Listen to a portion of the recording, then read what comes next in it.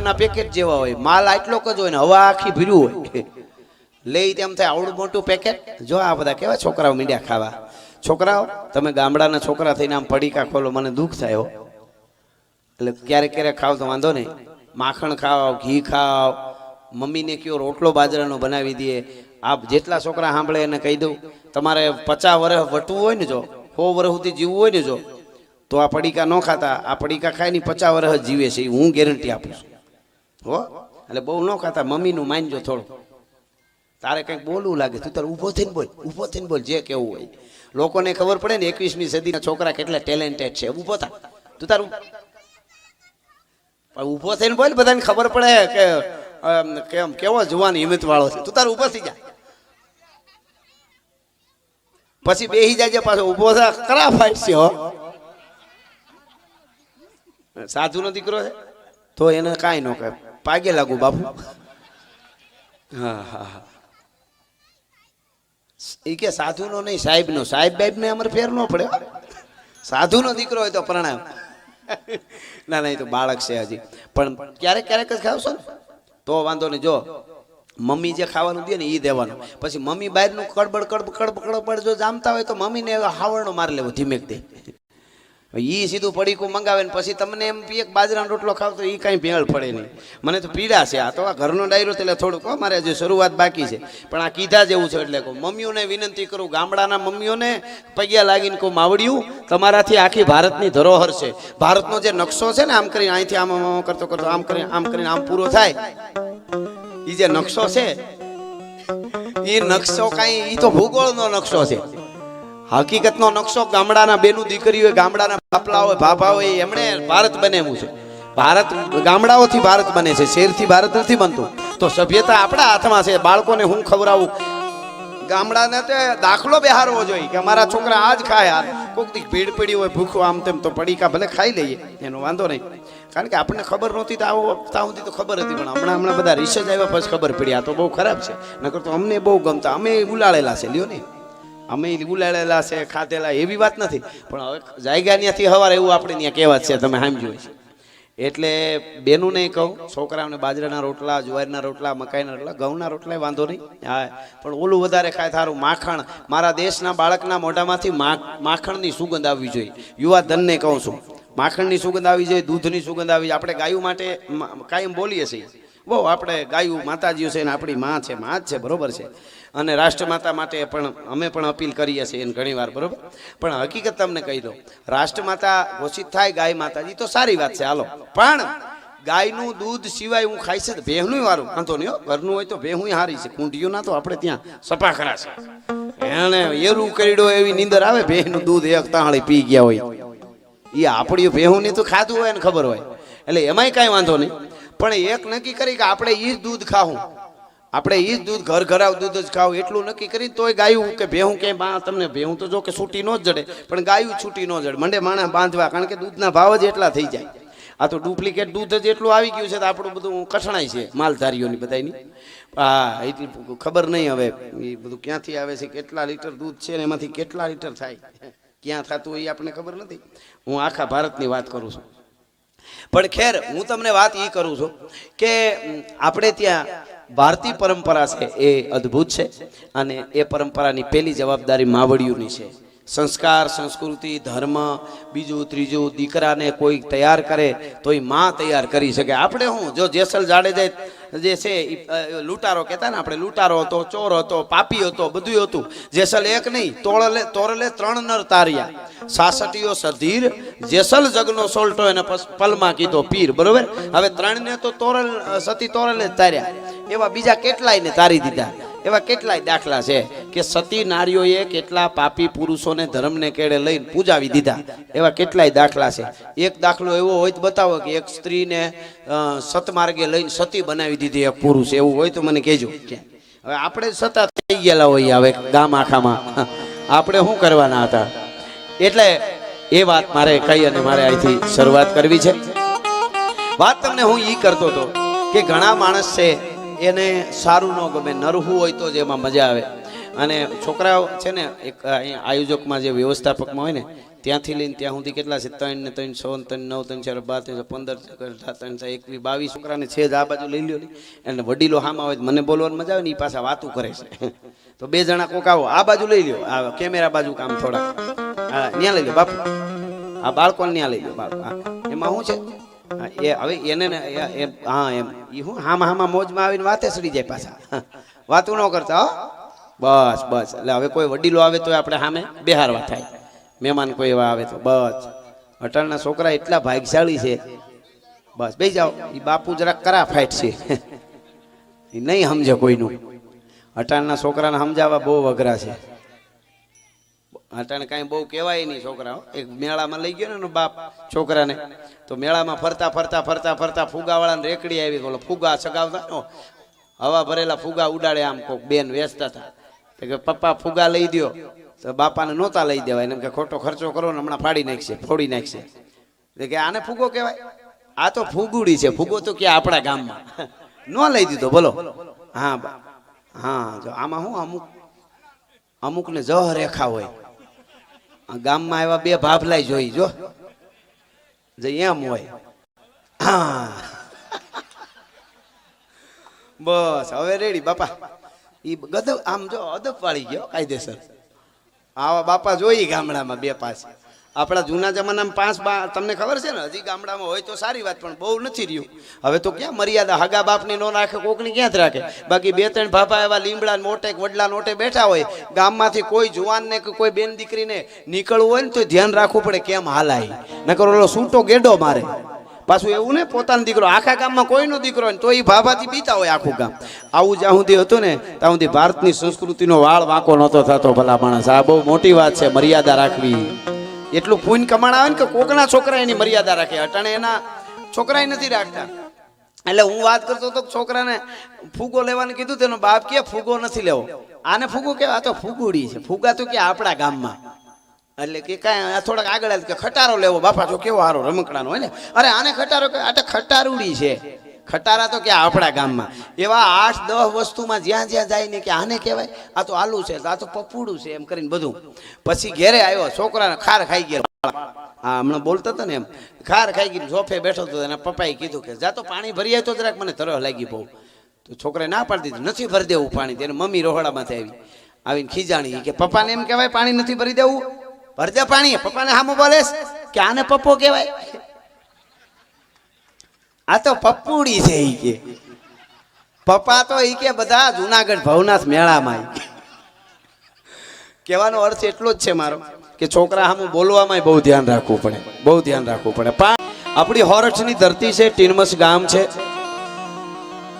અને એવા સ્થાને હું ને તમે બેઠા છે જ્યાં મહાદેવ ભોળિયો નાથ બેઠો હોય નમો વાજ ભૂતાય થાનમ ભયાનમ જટામાહી ગંગા જલકે પ્રયામનમ ત્રયમ નેત્ર જાલા જલમ ચંદ બાલમ વિષમ કંઠ માલા ગલે રુંડ માલમ મીટે સંકટમ વાટ ઘાટમ વિઘટમ રટે નામ તો કોટી કાટે કસટમ ગીરા ગોરી ગરધાંગ કૈલાસ વસ્તે નમસ્તે નમસ્તે નમસ્તે નમસ્તે મને હમણાં બેન કહેતા હતા કે અહીંયા શિવકથા પણ થઈ ગઈ શિવપુરાણ પણ થઈ ગયું ભાગ્યશાળી ગામ છે તમારું આજની રઢિયાળી રાત આપ બધાઈને શ્રી રામ મંદિર અને રાધે કૃષ્ણ મંદિરની ખૂબ ખૂબ વધાઈ આપું છું આવા નાનકડા ગામમાં સનાતનનું આવું સરસ મંદિર સનાતનનું મંદિર એટલે હું કાયમ પ્રોગ્રામમાં કહેતો હું કોઈ જ્ઞાતિ જાતિ હોય હવે તો જમાના પ્રમાણે બધા ભાગલા પડવા મીડા જ્ઞાતિ જાતિવાદ ને ફલાણું ઠીકડું નહીતર સનાતનના આપણા એવા મંદિરો કોઈ હિન્દુ મુસ્લિમ શીખ ઈસાઈ કેવે ટાણે બપોરના બારે આવે છે કે રાતના બારે આવે બસ પ્રસાદ લ્યો ટુકડો ખાઓ ભોજનમાં ફાવે તો બેહો ને આરામ કરો નકર તમે તમારે ફાવે ત્યારે નીકળી જાઓ એવા જે આપણા સનાતનના ધામો સનાતનના મંદિરો એવા આપણા આ ગામડા છે એમાં અહીંયા હોરઠનું ગામ છે 18 વરણ અહીંયા અમારે મામા ડાયરો આહિર સમાજ ખૂબ બેઠો છે અહીંયા કોળી ભાઈઓ હોય પટેલ ભાઈઓ હોય ઇતર સમાજ હોય કોઈ પણ જ્ઞાતિ જાતિ દલિત હોય કોઈ પણ જ્ઞાતિ હોય એ બધાય સનાતનનો માંડવો હોય ત્યાં કોઈ પણ હોય એ એક ભાવ અને પ્રેમથી બેહે આવી જ રીતે આપણા બધાય ગામડા જો હંપ કરતા શીખી જાય તો રાજી થઈએ મને બાપુએ કીધું કે અમારું ગામ એવું છે કે દરેક જ્ઞાતિ જાતિ હંપીએ ન રહીએ છે મોટા મોટી સંપત્તિ જ હશે હો નહીતર પછી ગામ હારામાં હારું હોય લીલી વાડિયું હોય વડલા પાદરમાં ઊભા હોય બધું હોય પણ ઘેરે નિહરવું હોય 5 ને ભેળા લેવા પડે હામાં ગ્રુપ વાળાને ભેળા લેવા પડે તો તમે હક લેતા ન કહેવો, ફળિયામાં હુઈએ ન હગો, ગળકું દબાવી જાય. હે ભઈલું પણ આવા હંપીલા ગામના બીજા દાખલા લે. હું તો એમ કહું છું, તમે યુવાધનને આજે 56 કરોડથી વધારે યુવાનો છે ભારતમાં, કે તમે યુવાધન એવા નક્કી કરો, એવા ગ્રુપ બનાવો, 7 જણાથી શરૂઆત કરો, 7થી 70 ને 70થી 700 થાય. સારા ઝાડવા વાવવા અને અમુક વારે ભેળું થવું. તમે ભલે ને કોઈ ધૂન કરો, હનુમાન ચાલીસા કરો, કોઈ પણ, અને દરેક એવું એક તમારું ગ્રુપ ખાલી કોક દી ખતરો કરજો, ખાલી હાથમાંથી 70 થઈ જાઓ. જે જ્ઞાતિ જાતિને જરૂર પડે હડી કાઢીને ભૂગી જવાનું બાપા, તો તમારે કોઈ પ્રકારના વાંધાય નહીં રહે. ગ્રુપ એવડું મોટું હોય તો કે ભાઈ આ તો આપણા ગ્રુપનો છે, કે આનું પૂરું કરાવો, ભાઈ આપણા છે, ઓલો આપણો છે. તો કહેવાનો અર્થ મારો, આ મંદિરનું બનાવવાનું કારણ શું, એની પાછળનો ધ્યેય શું? મંદિર એટલે જોડવું, મન ધીર, મનને જ્યાં ધીરતા મળે, સ્થિરતા મળે, એના માટેના આ મંદિર છે. એટલે આપણી બહુ જૂની આ પરંપરા છે, અને વર્ષો પહેલાં આ મંદિર નહોતું અને આ બન્યું.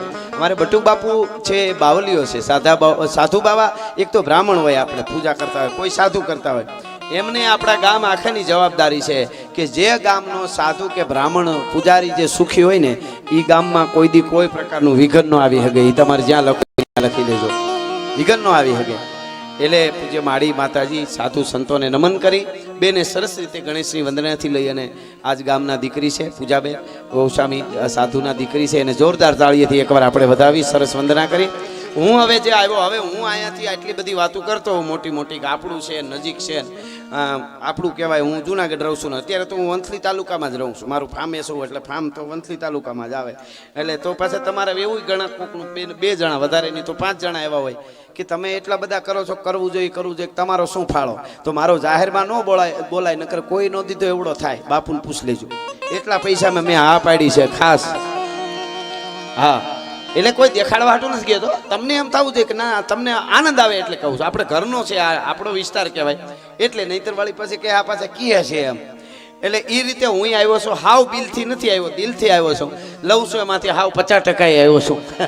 એટલે મને કીધું કે ટીનમસ ને મુકેશ સારી વાત થઈ, અને બાપુ સાધુનો દીકરો કહેતો હોય ને કીધું કે આખું ગામ મામા ડાયરો છે, અને ગામમાં કોળી ભાઈઓ છે, ઇતર સમાજ છે, મોમેડિયન ભાઈઓ છે, અને બધા હંપી અને રહે છે, અને આવું રૂડું ગામ છે. મેં કીધું આવું હંપીલું રૂડું ગામ હોય તો મુકાને કીધું જે કે એ પ્રમાણે તું તારે નક્કી કરી નાખજે. એટલે આજે હું પ્રેમ અને ભાવથી આપના ગામમાં આવ્યો છું. બીજું અહીંથી મારી પાસે જે વાતો છે એ વાતો આપને હું કરવાનો છું. યુવાનો છે, વડીલો, માતાઓ, બહેનો, એક ચોખવટ અહીંથી એક પાકી તમને ગેરંટી આપી શકું કે એવો સમય ક્યારેક આવશે તો સ્ટેજથી નીચે ઉતરી જવાની તૈયારી રાખશું. બોલવામાં મારા સ્તરમાં કોઈ દી નીચે નહીં ઉતરી, એ તમને ગેરંટી આપી છે. બોલ બોલ અમોલ હે, બિન તોલે મત બોલ, પહેલે ભીતર તોલ કે ફિર બાહિર તું બોલ. આપ બધાએ આવ્યા છો, અમારે હર્ષિલભાઈ આવ્યા છે, અને અમે બધાએ તમને આજે આમ ઘરનું છે, નજીક છે, અને આપ એટલી બધી શાંતિથી તમે બધા બેઠા છો. એટલે મારે સંસ્કૃતિ સભર બધી વાતો અહીંથી કેવી, અમારી પાસે દુઆ હોય, છંદ હોય, સપાખરા હોય છે, વાતો હોય છે, ગીતો હોય છે ભગવાનના, એ બધી રજૂઆત જે તમે સાંભળતા હો એ આપણી આગળ કરવાનો છો. પણ એક વાત પાકી, તમે સાંભળતા હો પણ ગમે એટલી વાર સાંભળો તો અમુક વાતો સારી જ હોય, એ ઉગ્યા કરે. ઘણા શું કે ખબર, હવે એ તો બધું સાંભળ્યું તો એ એકનું એક હું તો એકનું એક તો કાલે ખાધું તું તે બપોરે, પાછું સાંજે હું કામ ખાધું? ઘણાને એવી ટેવ હોય, પછી એનું ઈ છે હવારે હું કામ ખાધું એમ. ગમે એટલી હોય પણ મૂળ તો નવું છે ને. કોઈ એમ કહેતું હોય ને કે આ નવું નથી તો એ વાત જ ખોટી. દરેક વસ્તુ નવી છે. અત્યારે હું બોલી રહ્યો છું, હું આવ્યો ત્યારે હતો એ હું અત્યારે નથી, કારણ કે મારા શ્વાસા જે લખેલામાંથી એટલા શ્વાસા ઓછા થઈ ગયા છે. અટાણે હું જે શ્વાસથી બોલું છું, શ્વાસ ભરું પછી બોલું ને, એ શ્વાસ નવો છે. બધી વસ્તુ હવા નવી છે, તમે બધા શ્વાસ લ્યો છો એ શ્વાસ નવો છે. તો આ બધી નવી દુનિયા છે, એ રીતે કરો તો મજા આવે. એટલે એવી વાતો હજી ધીરે ધીરે બધા મહેમાનો આવી રહ્યા છે. સરસ આમ ગરમી છે, અને ગરમી ઉનાળામાં તો હોવી જ જોઈએ. આપણે તો શું છે, ઘણી વાર એમ કે આ તડકા બહુ પડશે તો મર્યા, વરસાદ બહુ થાય તો ન રહેવાય, ટાઈટ શિયાળામાં બહુ પડશે તો ક્યાં જવું? હવે તને રાખવો ક્યાં? અત્યારે બરોબર શિયાળામાં ટાઈટ પડે, ઉનાળે તડકા પડે તો છોમાં સારું થાય. એ તો એટલે અટાણે ગરમી જરૂરી છે, પણ અહીં બહુ થાય એવું નથી. સરસ મેદાન બહુ સારું છે, જબરું બધું મેદાન છે. આમાં હજી થોડાક થાય એટલા ઝાડવા છે, અને વાવી દેજો. અને હું તો કાયમ જ્યાં પ્રોગ્રામમાં જાઉં તો વધારે હું કહું કે યુવાધન ભેળું થઈને એવા ગ્રુપ બનાવો, અને તમારા આજુબાજુમાં જો જમીન પડી હોય તો, ન હોય તો પછી કઈ ખોબામાં ઝાડવા ન હોય, પણ ક્યાંક ગૌચરમાં કે ગામનો કોઈ એવો ટીંબો હોય ને એમાં ઝાડવાના બગીચા બનાવજો. બની શકતું હોય ને કોઈ સહેલું વાયુ નીકળતું હોય ઓકળું તો સરોવર બનાવો, દુનિયાને જોવા આવવું પડશે કે આ ફલાણું ગામ તો ગામ છે હો. એટલે એ બહુ મોટી વાત છે. એ પ્રકૃતિની પૂજા એટલે કૃષ્ણની પૂજા, પ્રકૃતિની પૂજા એટલે રામની પૂજા, પ્રકૃતિની પૂજા એટલે માતાજીની પૂજા. એટલે બધાયને આ રામ મંદિર આવતીકાલે જે નવા મંદિરમાં પુનઃ પ્રતિષ્ઠા થવાની છે એની બધાને વધાઈ આપું છું, રામ મંદિર રાધેકૃષ્ણ મંદિરની. અને મારે અહીંયાથી બધી લોક સંસ્કૃતિની વાતો આપના આગળ કરવાની છે. હું તમને કહેતો હતો કે હોરઠની ધરતી છે, અજબ તાકાતના જાતવંતા અશ્વજ્યા કરવતે જમીની પીઠ કાપે એવા આજ પણ ઊભા છે અડીખમ પાળિયા રાહ જો યુદ્ધની ગામ જાપે શક્તિ દાતાર અને સંત સુરાતણી કથે ઇતિહાસ મજબૂત કરણી એવી ભારતી ભૌમની વંદુ તની આવડી તને ધન્ય હો ધન હોરઠ ધરણી તને ધન્ય હો ધન સૌરાષ્ટ્ર ધરણી.